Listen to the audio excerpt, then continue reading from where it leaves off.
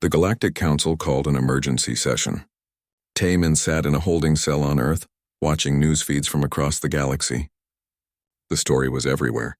Human bonds with vampire princess. Vescari loses control on station. Korthal demand compensation for their injured soldiers.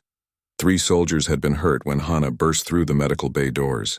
None had died, but the Korthal Dominion was using the incident to push their agenda. They wanted Taemin handed over for study. They wanted access to Vescari bioengineering. They were talking about controlled breeding programs. The door to Taemin's cell opened. Ambassador Dong-hyun walked in, looking older than Taemin had ever seen him. "They want to take you apart," Dong-hyun said without preamble. "The Korthal have convinced half the council that you're too dangerous to leave in human custody. Too valuable. And the other half want to execute Princess Hana for losing control. The Vescari Empire is threatening war if anyone touches her. Earth is caught in the middle." Dong-hyun sat down heavily. Jiwoo has been arrested for unauthorized deals with foreign powers, but the damage is done. The information is out there. Everyone knows that human DNA might be compatible with Vescari bioengineering. Where's Hana? In her ship, surrounded by her guards. She's asked for asylum on Earth. Wants to leave her throne, her empire, everything. Says she won't be used as a weapon again. Taemin stood up. "I need to see her. You're under house arrest. Then arrest me on her ship instead." Dong-hyun looked at him for a long moment. Then he did something that surprised Taemin. He smiled. "You know what? Sure, why not? This whole situation is already impossible. Might as well add prison break to the list of charges." They left the cell together. Dong-hyun had clearance to move through most of Earth's secure facilities. He used that clearance shamelessly, and within an hour Taemin was being transported to the Vescari ship in orbit around Earth. Hana met him at the airlock. She looked exhausted, haunted, but when she saw him, relief washed over her face. "You're okay," she said. "So are you." He could feel her through their bond. Fear, shame, but also determination. "I heard about the asylum request. I can't go back. If I return to the Crimson Throne, my brother will use me as a bargaining chip. He'll trade Vescari cooperation for access to human genetics. I won't let that happen. Your brother? Prince Daeon. He's taken emergency control of the Empire. He's threatening to come here with a war fleet unless I return." Hana's voice was bitter. "He says I've betrayed our people. Maybe he's right. You haven't betrayed anyone. You're trying to protect everyone."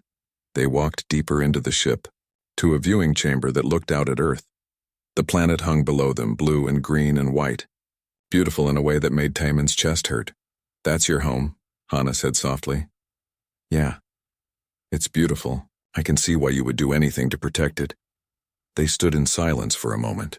Then Taemin felt something through their bond, a decision forming heavy and final. "What are you thinking?" he asked. "That maybe I should go back. Face whatever punishment the council wants. If it stops the war, if it protects your people and mine, maybe that's what I should do." "No." Taemin. "No," he repeated firmly. "You're not sacrificing yourself. We're going to find another way." "What other way?" "The Korthal want to weaponize us. The council wants to control us. My own empire wants to use me as a tool. There is no other way. There's always another way. Humans are good at finding them." Taemin turned to face her fully. "Sora thinks she can help. The research she did on my blood, on our bond, she believes she can develop a treatment for the frenzy. Not a cure maybe, but something that would make it manageable. Something that would let your people live normal lives." Hana shook her head. "Hundreds of species have tried. The architect's work can't be undone, I know. But maybe it can be changed, adapted. Humans are really good at taking bad situations and making them better. It's kind of our specialty." Before Hana could respond, alarms blared throughout the ship. One of her guards rushed into the viewing chamber. "Princess, we have incoming ships. Vescari fleet. Your brother is here." They ran to the command center. The screen showed dozens of black ships emerging from faster-than-light travel. They surrounded Earth like a dark noose. A communication request came through. Hana accepted it, and Prince Daeon's face appeared on the screen. He looked like Hana, but harder, colder. His eyes held none of her warmth or vulnerability. "Sister," he said, "you will return to the Crimson Throne immediately." "No," Hana said quietly. "This is not a request. You have embarrassed our empire, broken our isolation, formed a bond with a species we barely know. You will return and face judgment. I'm seeking asylum on Earth. I'm leaving the throne. You can have it, Dayon. I know you always wanted it. I don't want the throne. I want my sister back. I want our people safe, and you've put everything at risk with your foolish hope. Taemin stepped into view of the camera. He could feel Hana's surprise through their bond, but he pressed on anyway. Prince Dayon, I'm Taemin. I'm the human bonded to your sister. Dayon's eyes narrowed. You're the one who corrupted her. No, I'm the one who sees her as a person, not a weapon. And I can prove that there's hope for all your people. Hope is a dangerous lie. So is despair. Taemin thought quickly. Give me 10 minutes. Let me show you what we've learned. If you still want to take Hana after that, we won't stop you. Taemin, no, Hana started, but Dayon held up a hand. 10 minutes. Then I'm taking my sister home, and if anyone tries to stop me, I will burn every human ship in this system. The communication cut off. Hana turned to Taemin, her expression torn between gratitude and fury. What are you doing? Buying time. Get Sora up here. Get all the research data. We're going to show your brother exactly what we found. The next 10 minutes were chaos. Sora was transported up from Earth with all her equipment. She and her team worked frantically to compile their findings into a presentation that an alien prince might understand. When the communication channel reopened, Dayon's face filled the screen again. Behind him, Taemin could see other Veskari, probably military commanders. Speak, Dayon said. Sora stepped forward. She was nervous, but her voice was steady. Prince Dayon, we've been studying the bond between your sister and Taemin. What we've found is remarkable. Human DNA has a natural resistance to the bioengineering that causes the frenzy. When bonded with Veskari essence, it doesn't reject it or get overwhelmed by it. Instead, it adapts. She brought up charts and molecular diagrams. We believe that regular, consensual, minimal essence sharing with compatible humans could stabilize Veskari permanently. Not a cure, but a treatment. A way to manage the condition without the constant fear of losing control. Dayon studied the data. His expression gave nothing away. You're proposing symbiosis. Yes, but it would require willing human participants. Full consent, complete honesty about the risks. And it would require your people to trust us. Trust. Dayon said the word like it was foreign. We have not trusted outsiders in 3,000 years. Then maybe it's time to start, Taemin said. He took Hana's hand. Your sister trusted me. I trusted her. And look what we found. Not weapons. Not tools. A way forward. For a long moment, Dayon said nothing. Then he looked directly at his sister. Is this what you want, Hana? To give up your throne? To live among humans? Yes, Hana said without hesitation. And you believe this treatment will work? I believe it's worth trying. I believe anything is better than the isolation we've endured. Dayon closed his eyes. When he opened them again, something had changed in his expression. He looked tired, Taemin realized. Tired and old and burdened. I will agree to a trial. Dayon said finally. Send me 10 volunteers. Veskari who are willing to attempt this treatment. If it works, we can discuss broader cooperation. If it fails, this ends. It won't fail, Sora said confidently. We shall see. Dayon looked at Hana one more time. You're giving up everything. Our home, our people. Your crown. Are you certain? I'm more certain of this than anything in my life. Dayon nodded slowly. Then I release you from your duties as princess. You are no longer bound to the Crimson Throne. You are free, sister. Use that freedom wisely. The communication ended. Hana stood very still for a moment. Then she started crying. Not sad tears, but tears of relief. Of release. 347 years of burden lifted in a moment. Taemin pulled her into a hug. She tensed at first, then relaxed into it. Through their bond, he felt what she felt. Freedom, terror, hope. What happens now? She asked. Now we work. We build something new. Together. 3 months later, the trial was declared a success. All 10 Veskari volunteers showed significant improvement in controlling their feeding urges. The symbiotic relationship with their human partners stabilized their condition without compromising either species. 6 months later, the Human Veskari Alliance was officially formed. Treaties were signed. Technology was shared. Cultural exchanges began. 1 year later, Taemin and Hana stood at a spaceport, watching the first mixed delegation of humans and Veskari depart for the Galactic Council. Are you happy? Taemin asked. Hana thought about the question. She had given up her throne, her title, her entire former life. She now lived on Earth, in a small apartment in Seoul that she shared with Taimin. She worked as a cultural liaison. The Veskari ship was nothing like the bright, sterile human vessels. Inside, everything was dark and smooth, like being inside a living creature. The walls seemed to absorb light rather than reflect it. Taimin could hear his own heartbeat echoing in the silence. The ritual chamber was at the heart of the ship. When Taimin entered, he saw that witnesses had already gathered. Dong-hyun stood with the human delegation, his face tight with worry. Hana's guards lined the walls, their expressions unreadable. Even a few council representatives had come, probably to make sure nothing went wrong, or to watch him die. That was also possible. Hana stood in the center of the chamber. She wore ceremonial robes now, deep red like fresh blood. Her hair was loose, flowing around her like a dark river.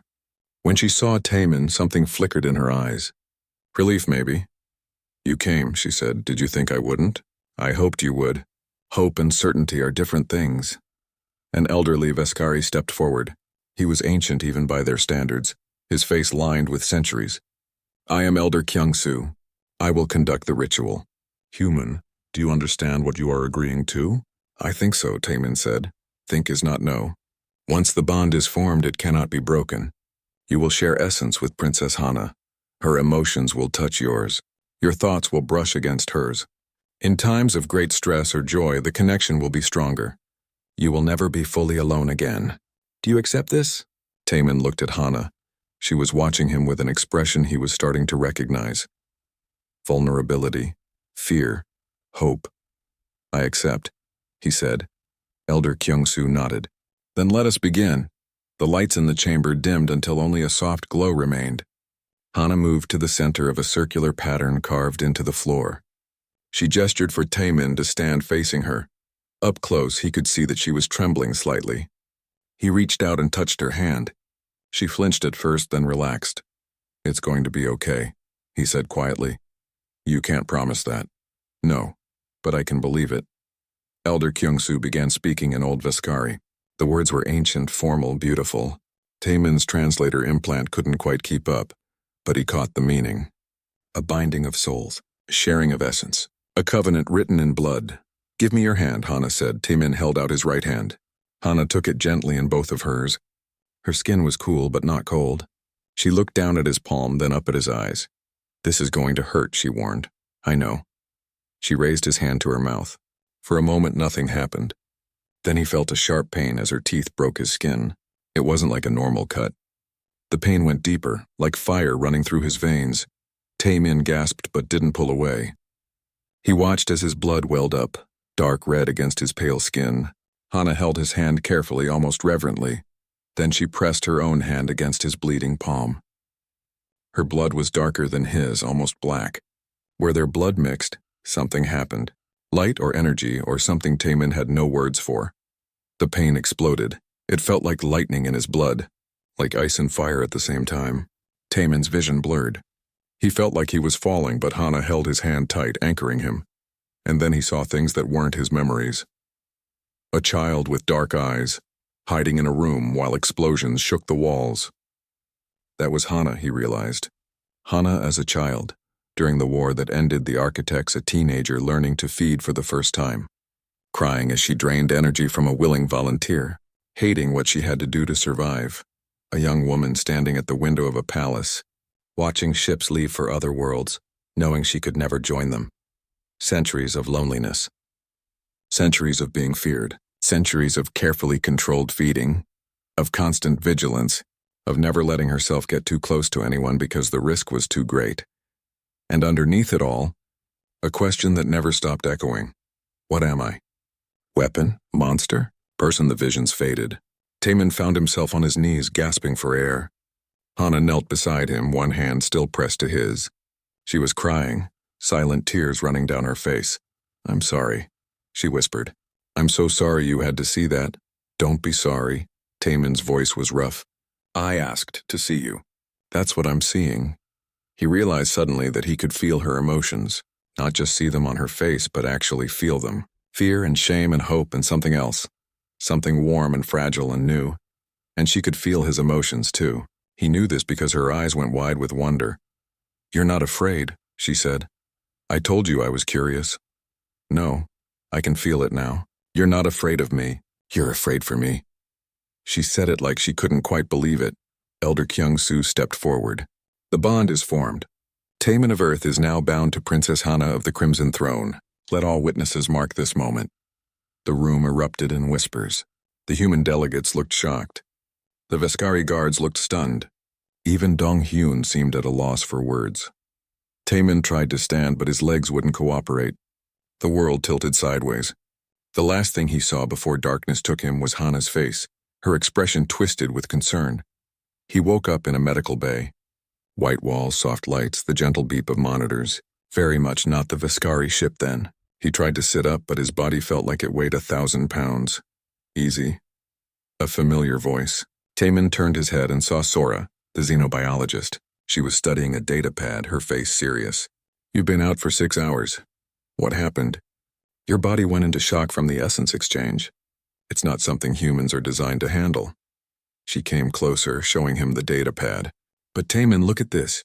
Your blood chemistry has changed. There are markers in your DNA now, Veskari markers. It's like their essence is trying to merge with your biology. Is that bad? I don't know yet. But it's fascinating." Sora's eyes were bright with scientific excitement. "I've been analyzing the changes. Your DNA has this unusual resistance to the Veskari bioengineering. It's like your human genes are fighting back against the modifications. Not rejecting them, but adapting them. What does that mean? It means you might be compatible in a way no other species is. If we could study this, if we could understand how your body is processing the Veskari essence, we might be able to help them. Maybe even find a treatment for the frenzy." Taemin sat up slowly. His head was spinning, but not from the ritual anymore. From possibility. "You think humans could be the key? I think you specifically might be the key. Whatever just happened between you and Princess Hana, it's changed you both at a molecular level." The door to the medical bay opened. Taemin expected to see Dong-hyun or maybe station security. Instead, Jiwoo walked in and she wasn't alone. Behind her were 2 men in military uniforms, species Taemin didn't recognize. "Sora, I need to see those medical records," Jiwoo said. "These are confidential patient files. You have no authority here. I have council authority. These gentlemen are from the Korthal Dominion. They're very interested in Taemin's unique condition." The Korthal soldiers moved forward. They were big, heavily armed, and they looked at Taemin like he was a piece of valuable equipment rather than a person. Sora stepped between them and Taemin. "You can't just take him. Actually, we can. The council has ruled that this medical data is too important to remain in human hands alone. Taemin will be transferred to a neutral research facility where all interested parties can study his condition." "You sold me out," Taemin said, staring at Jiwoo. "You sold humanity out." Jiwoo's smile was cold. "I saved humanity. Do you know what the Korthal are offering in exchange for access to your blood? Technology, resources, protection. All we have to do is share." "And what do the Korthal want?" One of the Korthal soldiers answered, his voice like grinding rocks. "To breed compatibility. Your DNA and Veskari DNA together could create controllable vampires. Weapons we can actually use." Taemin felt sick. This was exactly what the Veskari had feared. Being turned into weapons again, but this time willingly, in exchange for human participation.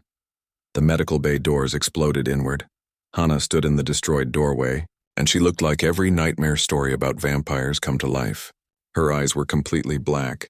Her fingers had lengthened into claws. Energy crackled around her like dark lightning. She was entering the frenzy. The Korthal soldiers raised their weapons. Sora screamed. Jiwoo ran for cover, and Taemin did something insane. He stood up and walked toward her. "Taemin, no," Sora shouted. But he could feel Hana through their bond, feel her panic, her fury, her desperate attempt to control herself.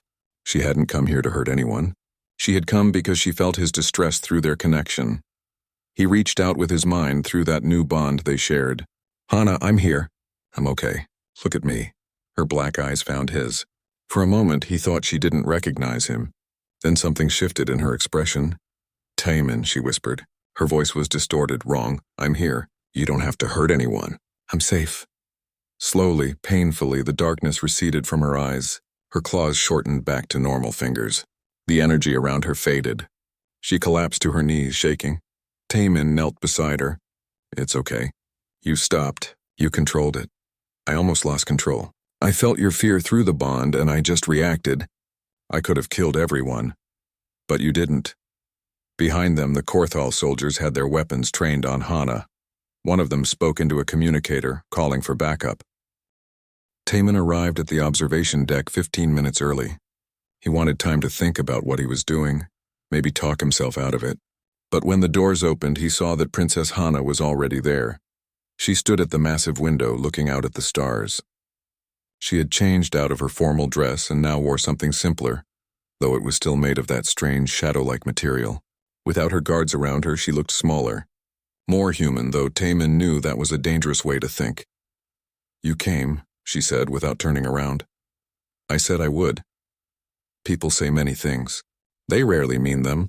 She turned to face him, especially when talking to monsters. Tae-min walked further into the room. The doors sealed behind him with a soft hiss. They were alone now, truly alone. If she wanted to kill him, nobody would get here in time to stop her. "You're not a monster," he said. "You don't know what I am. Then tell me." She studied him for a long moment, then moved to sit on one of the benches that lined the observation deck. After a moment, Taemin sat as well, keeping a respectful distance between them. "What do your files say about my people?" she asked. "That you were changed by the architects, turned into weapons, that you feed on life essence to survive. The first parts are true, the last part is a lie." She looked down at her hands. "We don't feed to survive, Taemin. We feed to stay sane." He waited for her to continue. "The architects made us into perfect predators. They gave us the ability to drain essence, to absorb energy and knowledge from other beings. But they made one mistake in their design. If we don't feed regularly, if we don't take in essence on a controlled schedule, we enter what we call the frenzy. What happens during the frenzy? We lose ourselves. We become the monsters everyone thinks we are. Mindless, hungry, unstoppable. We drain everything around us until there's nothing left, and then we die." Her voice was flat, emotionless, like she was reciting facts about the weather. "I've seen it happen. My cousin, 200 years ago, he tried to resist the hunger, thought he could control it through meditation and willpower. He killed 47 people before we stopped him." Taemin felt a chill run down his spine. "I'm sorry. Don't be sorry. Be afraid, everyone else is." She looked at him. "Except you. Why aren't you afraid?" "I am afraid," he admitted. "But I'm also curious. And I think you're more afraid of yourself than I could ever be of you." Something cracked in her carefully maintained composure. Her eyes got shiny, though no tears fell. 347 years, she whispered. "That's how long I've been alive. Do you know how many real conversations I've had in that time? 6. All of them with other Viscari. Everyone else runs, or they freeze in terror, or they try to kill us. Nobody just talks. I'm talking now. Why?" The question came out almost like a plea. "Why would you risk this?" Taemin thought about his answer carefully. "Because humanity almost destroyed ourselves too. We built weapons that could end all life on Earth. We poisoned our own planet. We enslaved each other, slaughtered each other, did terrible things. But we changed. We chose to be better. And I think if we can do that, maybe your people can too. We've tried. For thousands of years, we've tried. This is why we stay isolated. We exile ourselves to protect everyone else. But what if there was another way?" Taemin leaned forward. "What if human science could help? We're good at breaking things down, understanding how they work. Maybe we could understand your bioengineering. Maybe we could find a treatment?" Hana shook her head. "Hundreds of species have tried. The architect's work is beyond anyone's understanding. Maybe. But nobody's tried working with humans yet. We're pretty stubborn." For the first time since he met her, Hana smiled. A real smile, not the formal diplomatic expression from before. It transformed her face, made her look young and hopeful. The moment was broken by alarms. Red lights flashed throughout the observation deck. Hana was on her feet instantly, her body tense. Someone triggered the security alert. The doors burst open. A human woman Taemin recognized strode in, followed by station security. Jiwoo was another diplomat in the Earth delegation, ambitious and ruthless. She looked at Taemin with an expression of triumph. "There you are," she said. "Taemin, you're under investigation for unauthorized contact with a hostile species. Security, take him into custody." "On whose authority?" Taemin demanded. "The Galactic Council. I reported your meetings with the Viscari princess. They voted to expel the entire Earth delegation unless you're handed over for questioning. Jiwoo smiled coldly. You've compromised us all. The security officers moved forward. They were Kelthans, a species that looked like armored bears. Their hands went to Taimin's arms. Stop. Hana's voice cut through the room like a blade. Everyone froze. She walked forward and Taimin saw something change in her. The lonely, vulnerable woman he had been talking to disappeared. In her place was the princess, the ancient vampire, the being that entire civilizations feared. By what right do you touch him? She asked quietly. The council's authority. One of the Keltan officers began. I invoke the bond of witness, Hana said. The room went silent. Even Jiwoo looked shocked. You can't, Jiwoo said. That's a Veskari law. It has no power here. The bond of witness is part of the oldest treaties in the galaxy. It predates the council itself. Hana moved to stand between Taimin and the security officers. I claim this human under Veskari diplomatic protection. He is my witness. To harm him is to declare war on the Crimson Throne Empire. The security officers looked at each other. Nobody wanted to be responsible for starting a war. The bond of witness requires a ritual, one of them said finally. A blood exchange. Are you claiming you're willing to perform that ritual with a human? Hana didn't hesitate. Yes, Taimin stood up. His mind was racing. A blood exchange with a vampire. That sounded like exactly the kind of thing that would get him killed. But he looked at Hana, really looked at her and saw something in her eyes. Desperation, yes, but also a question. A request for trust. Everyone was waiting for him to refuse. Jiwoo was practically grinning, probably already imagining how she would spin this story. I accept, Taimin said. The room erupted in shocked voices. Jiwoo's grin vanished. The security officers backed away quickly. Hana turned to look at him. Are you certain? The bond is permanent. Once made, it can never be broken. We will be connected for the rest of your life. I'm certain. She nodded slowly. Then we will perform the ritual tomorrow at sunset, in the Veskari ship. Witnesses from both peoples will attend. She looked at the security officers and Jiwoo. Tell your council that if they attempt to interfere, there will be consequences. The officers left quickly. Jiwoo lingered for a moment, her face twisted with anger. You're making a mistake, she said to Taimin. Maybe, he replied. But it's my mistake to make. After they left, Taimin and Hana stood alone in the observation deck again. The moment felt heavier now, weighted with the decision they had just made. Why did you accept? Hana asked quietly. Because you asked. Because you need someone to witness that you're more than what you were made to be. And because I meant what I said. I think we can help each other. Hana looked out at the stars. The ritual will hurt. The blood exchange is not gentle. And afterward we will be linked. You'll feel my emotions. I'll feel yours. You'll never be truly alone in your own head again. Sounds terrifying. It is.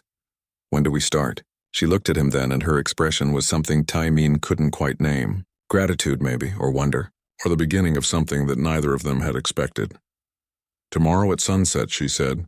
Try to get some sleep tonight. You'll need it. Taimin left the observation deck with his mind spinning. He had just agreed to a blood ritual with an alien vampire princess. Donghyun was going to kill him. His mother was going to kill him.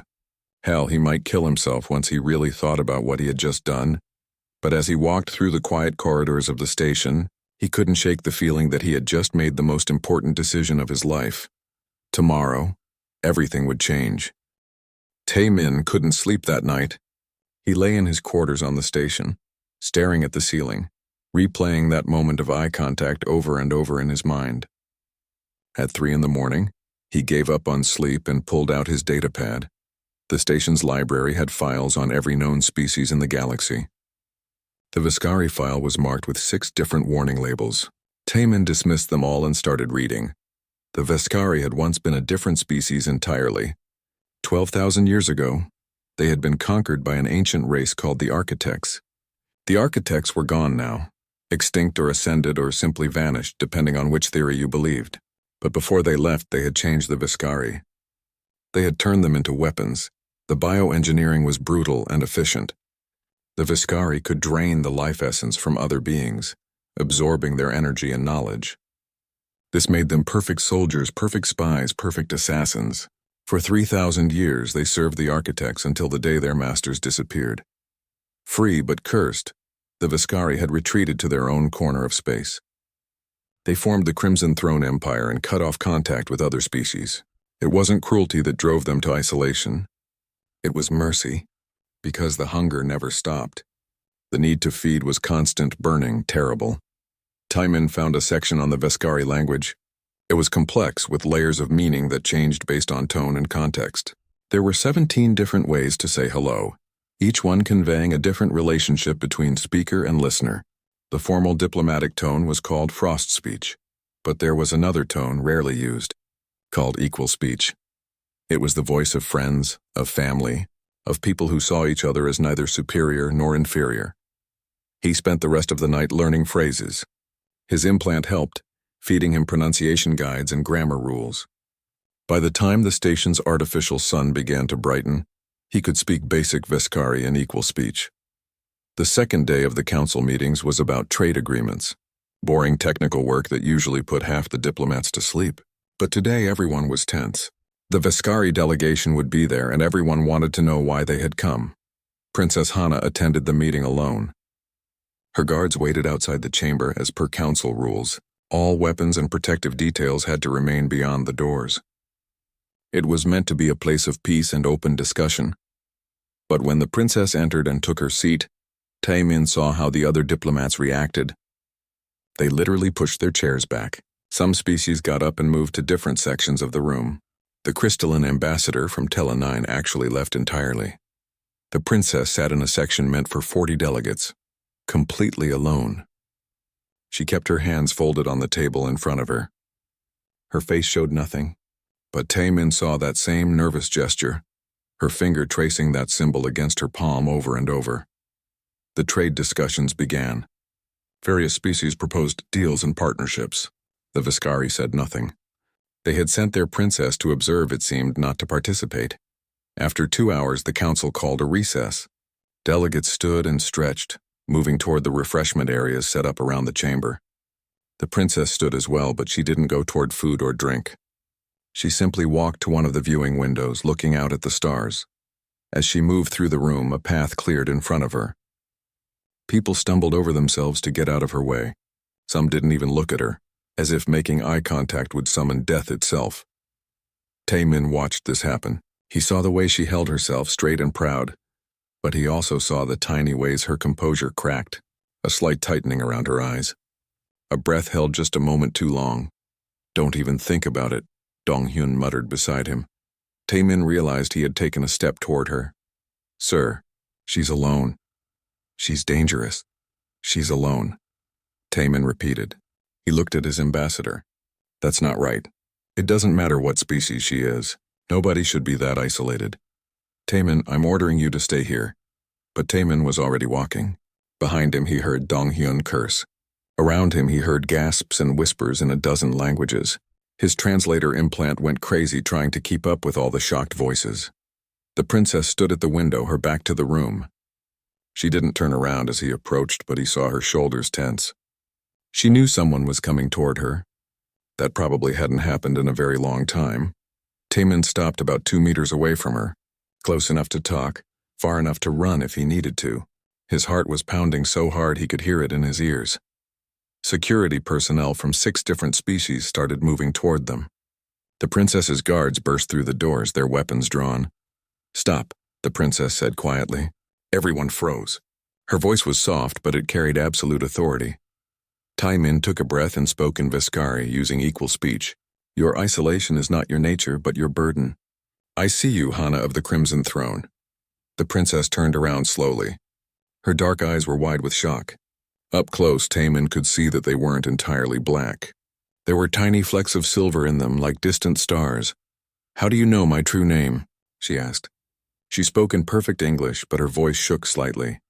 Around them, the room had gone completely silent. Every being in the chamber was watching this moment, probably waiting for Taimin to die.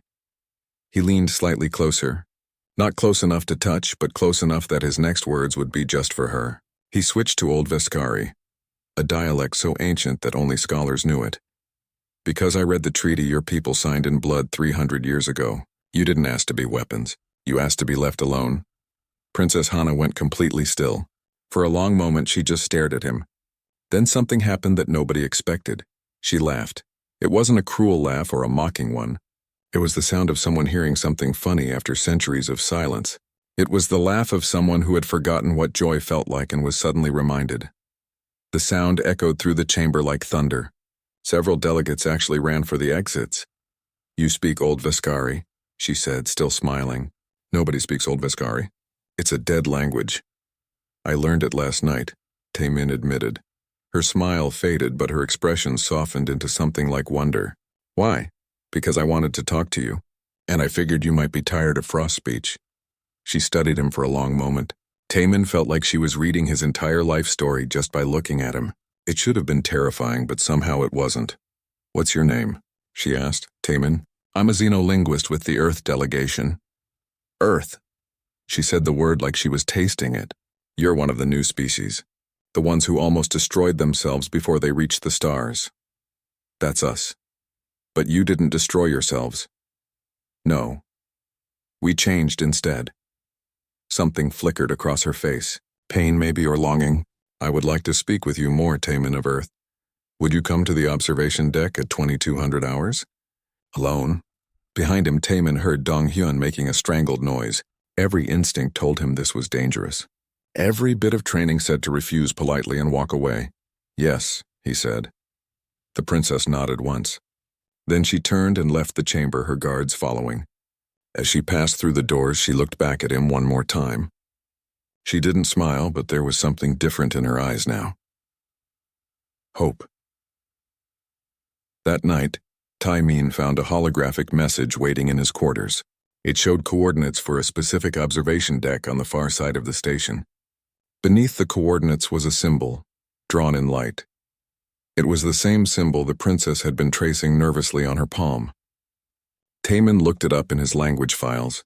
In Old Veskari, it meant hope. The Galactic Council station floated in the darkness of space like a massive diamond. Ships from 100 different worlds surrounded it, their lights blinking in patterns that humans were still learning to understand. Taemin stood at the viewing window of the Earth delegation quarters, watching another vessel approach. This one was different from all the others. It was black. Not the black of empty space, but a deeper black that seemed to swallow the light around it. "That's them," Ambassador Dong-hyun said from behind him. His voice carried a weight that Taemin had never heard before. "The Veskari." Taemin turned to look at his superior. Dong-hyun was a man who had negotiated with insectoid traders and silicon-based life forms without breaking a sweat. But now his hands were shaking slightly as he poured himself a drink. "I've read the files," Taemin said. "They haven't attended council meetings in 300 years. Why now? Nobody knows. And nobody wants to find out." Dong-hyun drank quickly. "Listen to me carefully, Taemin. I brought you here because you're the best xenolinguist Earth has. You can speak 47 alien languages, but with the Veskari, don't speak at all. Don't even look at them if you can help it." Taemin frowned. He had spent his entire career building bridges between species through language and understanding. The idea of ignoring an entire delegation felt wrong.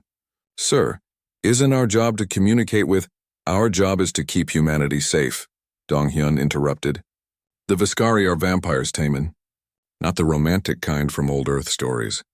They feed on life essence. They can drain a person dry in seconds. 16 species have laws forbidding contact with them.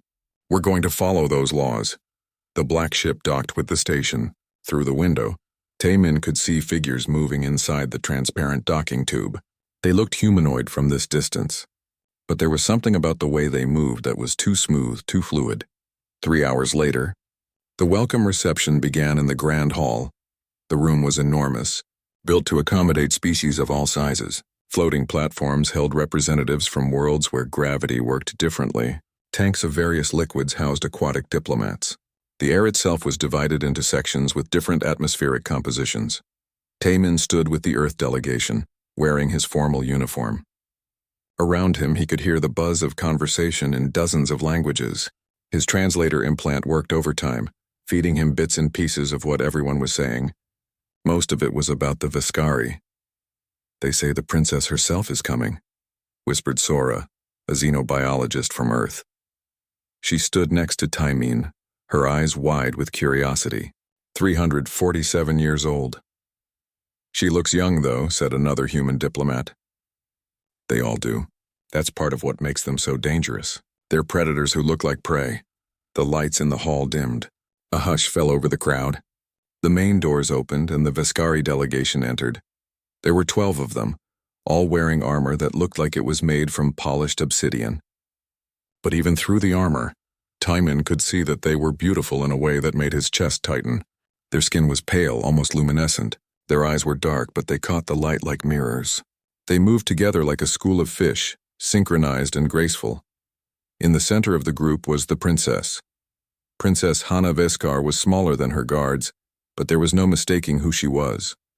She wore a dress that seemed to be made of shadows themselves, flowing around her like liquid darkness. Her hair was long and black, falling past her waist. When she lifted her head to look at the assembled diplomats, Timon saw that her eyes were not just dark but endless, like looking into deep space. Every species in the room took a step back. Even the ones who had no legs found ways to increase the distance between themselves and the Vescari delegation. It was instinctive, primal, the prey moving away from the predator, but Timon noticed something else. As the crowd pulled away, Princess Hanna's expression didn't change. She didn't smile or frown. She simply stood there, surrounded by empty space, as alone as a person could be in a room full of thousands. Her guards formed a circle around her, but even they kept their distance. They were protecting her, Timon realized, but they were also protecting everyone else from her. The welcome speeches began. Various ambassadors stood on their platforms and spoke about cooperation and peace. The translator implant fed Timon the words, but he wasn't really listening. He was watching the princess. She stood perfectly still, her hands clasped in front of her, but every few seconds her right index finger would trace a pattern against her left palm. Over and over the same symbol. Timon had seen that kind of behavior before. It was what people did when they were nervous or anxious. His own sister used to tap her thumb against her leg in the same repetitive way before exams. The princess was nervous. The realization struck him like lightning. Everyone in this room saw a monster. A vampire, a creature to be feared. But what he saw was someone who was deeply, profoundly uncomfortable. Someone who had been forced into this situation and was trying to hold herself together. When the formal reception moved to dinner, the seating arrangements were carefully planned. The Vescari were given an entire section of the hall to themselves, separated from the other species by at least 50 meters of empty space. Force fields had been erected as an additional precaution. The princess sat alone at a table designed for 20, her guards standing behind her like dark statues. Timon sat with the Earth delegation far across the room. Donghyun was explaining something about trade routes, but Timon wasn't listening. He was watching the princess pick at her food. She didn't eat much. Maybe she couldn't. Maybe the food of normal species meant nothing to her. She lifted her head and her eyes swept across the room. They passed over the insectoid diplomats, the crystalline beings, the floating gas clouds that somehow achieved consciousness, and then her gaze landed on the human section. For just a moment her eyes met Timon's. Everyone else had looked away. Every single being in that room had found something else to stare at when her attention turned their direction. But Timon didn't look away. He held her gaze, and in that moment, he saw something flicker across her face. Surprise, maybe? Or hope. Then one of her guards shifted position, blocking the line of sight, and the moment was broken. Sora nudged him. "Are you insane?" "She was looking right at you." "I know," Timon said quietly. Donghyun said not to make eye contact. "I know." But Timon couldn't shake the feeling that something important had just happened. In all his years of studying alien species and their languages, he had learned one fundamental truth. Eyes were universal. Fear looked the same everywhere. So did anger. So did loneliness. And Princess Hanna Veskar of the Crimson Throne Empire, the vampire who could drain life with a touch, had the loneliest eyes Timon had ever seen.